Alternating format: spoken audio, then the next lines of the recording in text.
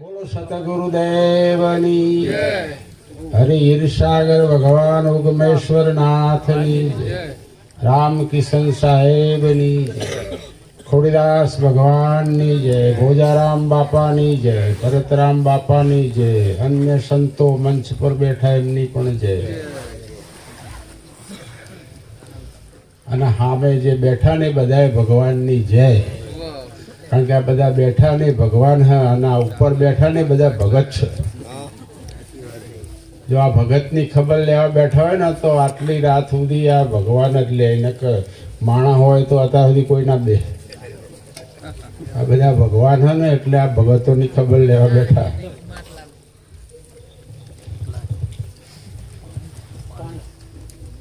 એટલે बापा घणो बोले हन बहु आनंद कराई दीधो અને આજ તો વળી બહુ લહેર में આવી ગયા હતા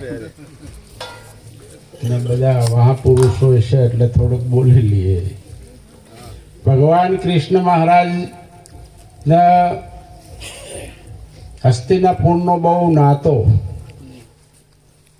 એટલે વારંવાર એમના હસ્તિનાપુર જવા માટેનો બહુ ભાવ જાગે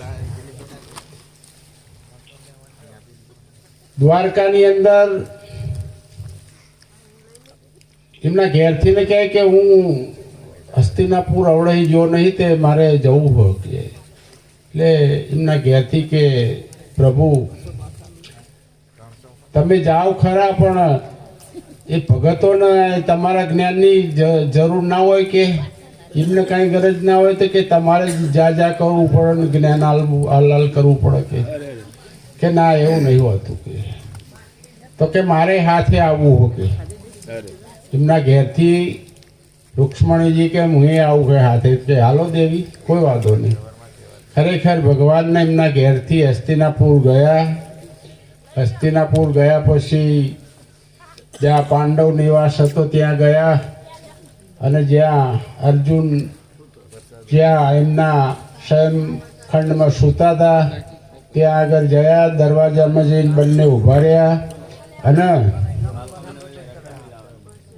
સૂઈ ગયા હતા એટલે ભગવાને દેવીને શાન કરી કે અવાજ ના કરતા હો ધીરે ધીરે અર્જુન જોડે ગયા અને અર્જુનજી નહીં અને સ્નાન કરી અને સૂતા હતા ને એમની જે માથાની જટ્ટા હતી ને ખુલ્લી મૂકી હતી અને પાણીમાં થોડુંક ટપક થતું હતું તો ભગવાન પોતે કૃષ્ણ મહારાજે જઈ અને પછી એમનું જે પીતાંબર હતું ને લઈ જઈ અને પછી એમના બાલ ધીરે ધીરે કોરા કરે તો દેવી કહે કે પ્રભુ આ તમે મૂકી દો કે આ અમારું કામ હતું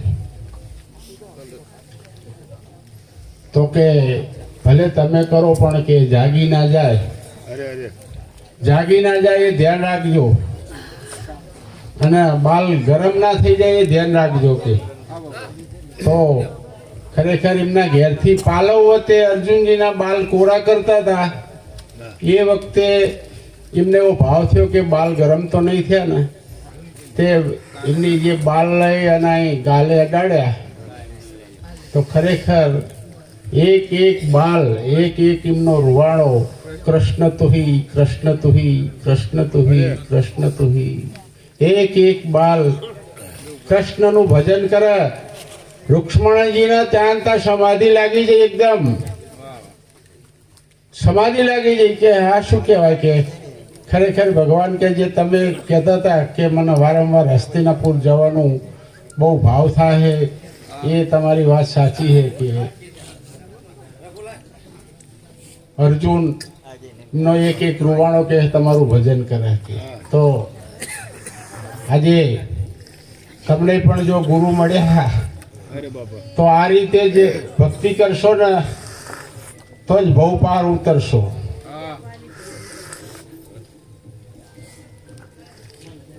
બાપાએ ઘણી બધી વાતો કરી પણ આપણે થોડુંક બોલી નાખીશું એટલે જ્યારે મીરાબાઈ કે પરણીને ગયા ને તો રાણાજી લગ્ન કરીને લઈ ગયા પછી એમના બા ને એમના કુટુંબ વાળાને બધા કહે કે ભાઈ આપણે માતાજીના નેવજ કરવા પડે નવા નવી વહુ આવ્યા હોય એટલે કે આપણે નેવજ કરીએ ને તો કે આપણા ગોત્રના કહેવાય ને કે આપણા ગોત્રના ગણાય નહીં.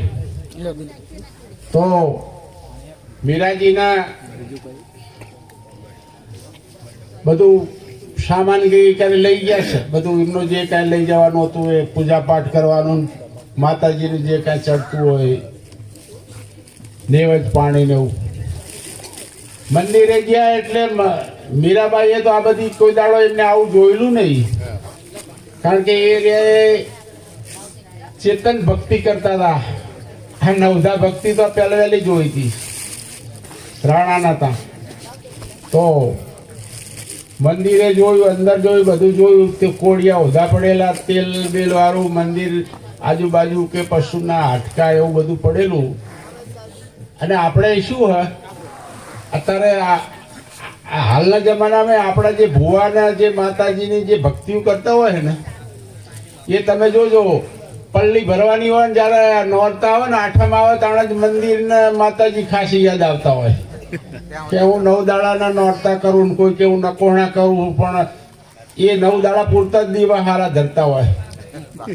અને જ્યારે તમે ધૂપ દોવા જાઓ ને, જો આજે ખરેખર આજે જે ભજન રાખ્યું, ભજન અને ભોજન, જો આજે આપણને ચેવા થાળ ધડાયા, હા આપણને ચેવા રઘુભાઈ ચેવા થાળ પીરસ્યા કે પેલું શું કહેવાય, તીવો ટોઠા, બાદીના રોટલા, ઘઉંના રોટલા, મોહનથાળના મોટા મોટા ઢફિયા, હા કંદોઈના તાજી. એ તો હારો ઢીલો ઢીલો હોય છે ને તોલી નાલા ના, તો 2-3 હામટા જેટલા ખાવો એટલા કોઈ નહીં.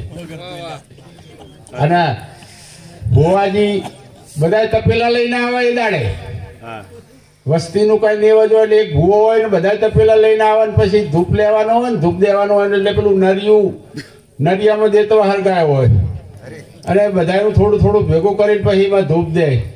હવે આપણે થાળી ભરી અને 7-8 જાતનું ખાવા જુઓ ને એને ખાલી હવાશેર ચોખા આખા વર્ષ ના જુઓ, તે પાછા નરિયા માલવાનું.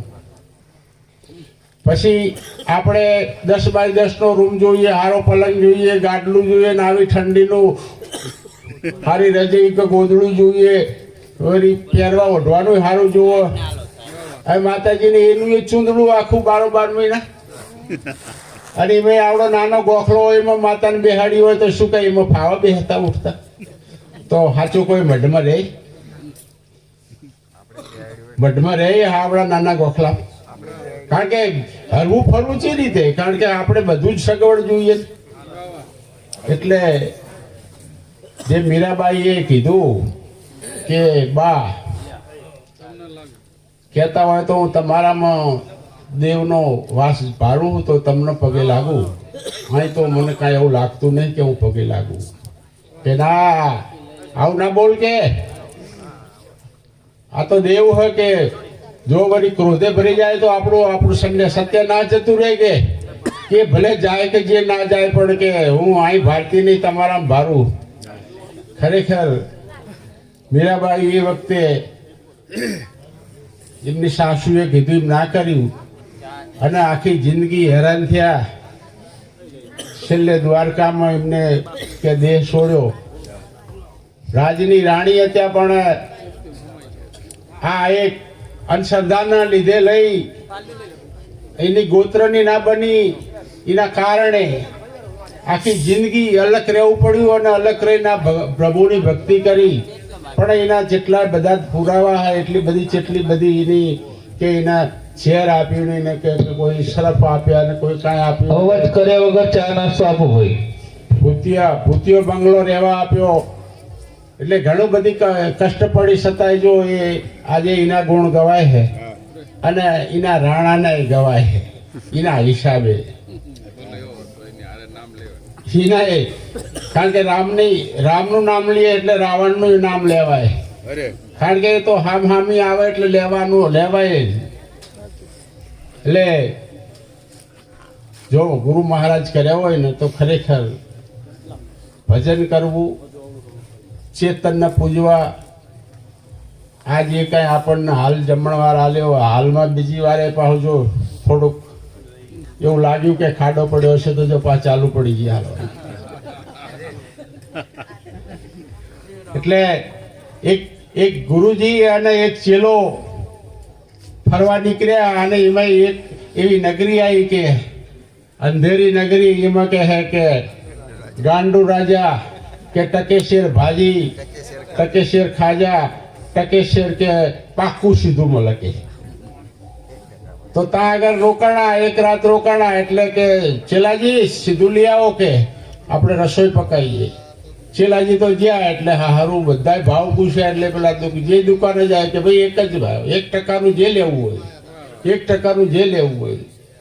ચેલો કે હારો આ તો મજા આવી ગઈ કે હા તો કે 1% સીધું ભાજીએ ને સીધું અને ખાજા ને બધું કે સીધું 1% કે. તો લાવી અને 1% લાવી રાધ્યું, ખાધું, ટેસ્ટથી રહ્યા. મારા ચેલાને એમ થયું કે અહીં મજા આવી કે હા હાવ સસ્તું કે.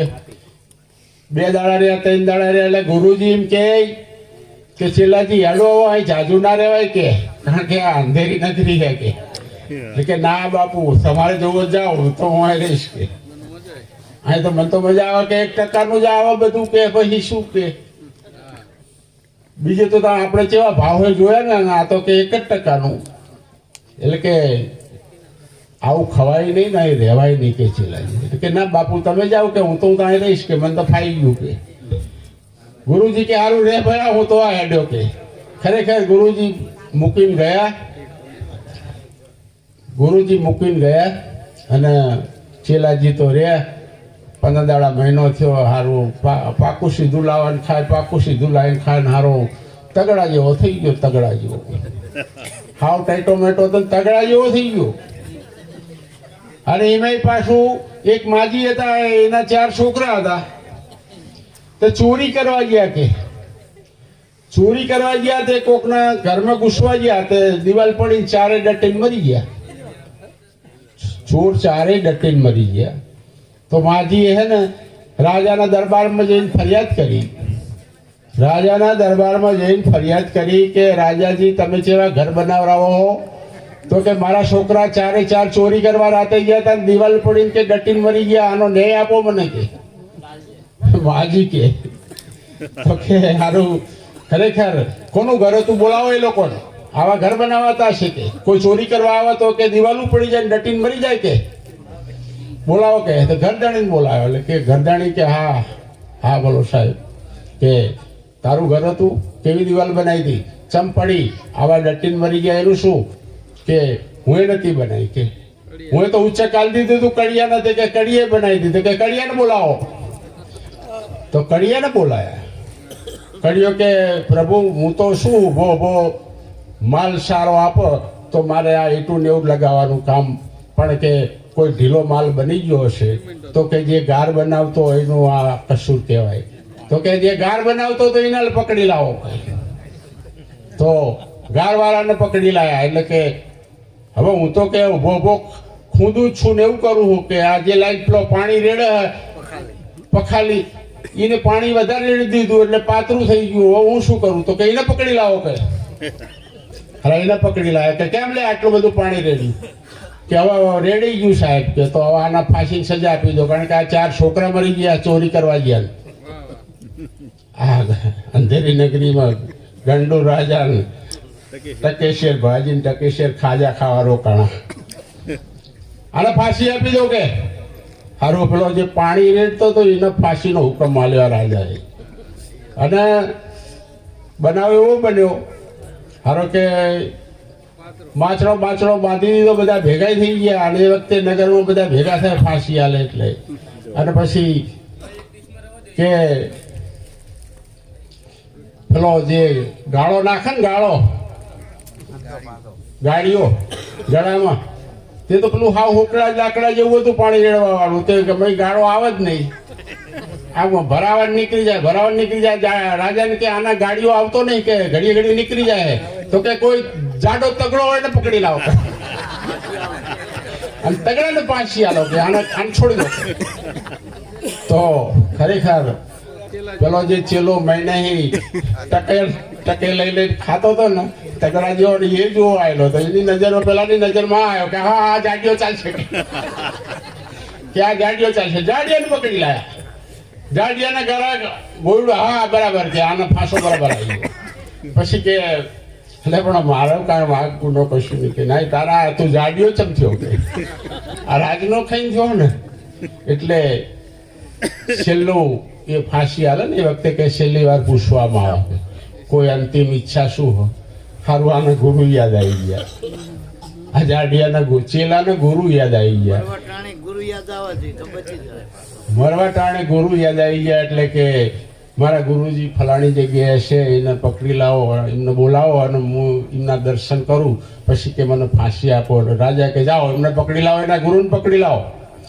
એ ગુરુને લઈ આયા અને ગુરુજી આયા એટલે કે જો નતો કહેતો કોઈ હેડ અહીં ના રહેવાય તગડા જેવો થયો આવ્યું કે એટલે કે શું કરવાનું આવ્યું કે આ તો મને કે ફાંસી હાલવાનું કે તો કે જો ફાંસી ભલે હાલે પણ આ રાજા આવે ને એટલે કે તારે મારે ઝઘડો કરવાનો કે તારે મારે એવો ઝઘડો કરવાનો ને તે હું ગળા તને ગળામાં ફાંસી નાખે ને એટલે હું કાઢી રાખું ને મારા ગળામાં નાખું તો તમારે તારે એકદમ જોડ કરીને મારામાં કાઢીને તારે લઈ લેવાની એવી રાજા જોવો એ રીતે કરવાનું.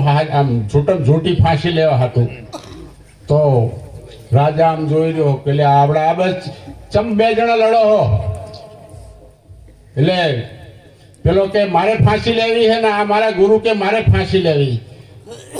તો પેલો કે મારે ફાંસી લેવી એટલે પણ કે કેમ ફાંસી લેવી કે અત્યારે એવા યોગ રાજાજી અત્યારે એવા યોગ કે જો જે ફાંસી લે ને એ સીધો સ્વર્ગમાં જાય એટલે અત્યારે હાલ મારે લેવી છે ને આરો કે મને લેવા દેતો નહીં. તો પેલો ચેલો કે મારે લેવી છે ને આ ગુરુ લેવા દેતો નહીં. એટલે કે તમારા બાપની ફાંસી છે કે રાજા કે તમારા બાપની ફાંસી છે કે ચલો બા એ હટી જાઓ સાલાઓ ફાંસી હું લઉં કે ખરેખર રાજા ગંડુ રાજા ટકેશ્વર ભાજી આ ખાવામાં આવા હવાજ એક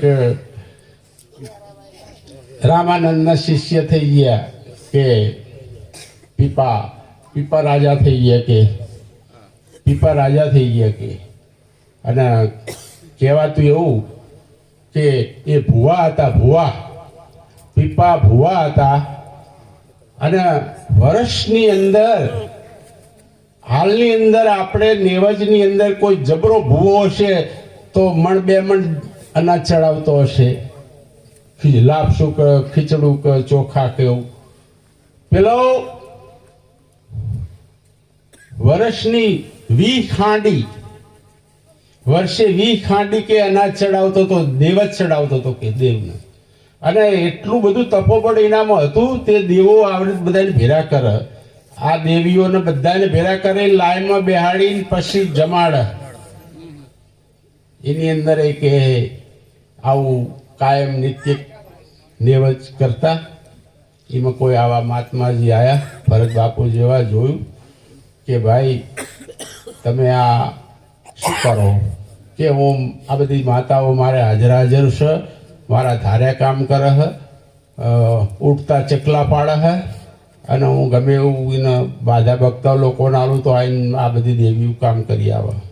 તો આ બધું આવું તો ના હોય કે ના 20 ખાંડી કે હું નેવજ ધરું કે વર્ષે 20 ખાંડી 1 ખાંડી 20 મણની થાય કે આવું તો ના હોય. તો કે તાણે તમારું કાંઈ થોડું ઘણું કામ ના કરે કે બોલો મારું ચમ ના કરે કે મારા નેવજ ખાઈને મારું ચમ ના કરે કે તો કે તમારી ઉંમર કેટલી કે તમારી આયુષ કેટલી એ તો કે તમે પૂછો તો કે તો પૂછી લઉં કે પછી દેવીઓને કીધું કે જરા આટલું પૂછી લાવજો ને ભગવાન જોડે કે મારી આયુષ કેટલું. એટલે કીધું કે આટલી આયુષ. તો કે તાણે કહેજો ને કે એક દાડો આમાં વધારે કાં તો એમાં એક દાડો ઘટાડે એટલું પૂછી લાવજો. એટલે માતાજી કીધું કે આ તો આ રીતે અમારું કામ નહીં, આ કોઈ મહાપુરુષ કરે કાં તો કોઈ ભગવાન કરે. આ દોરી કુદરતના હાથમાં આ દોરી અમારા હાથમાં નહીં.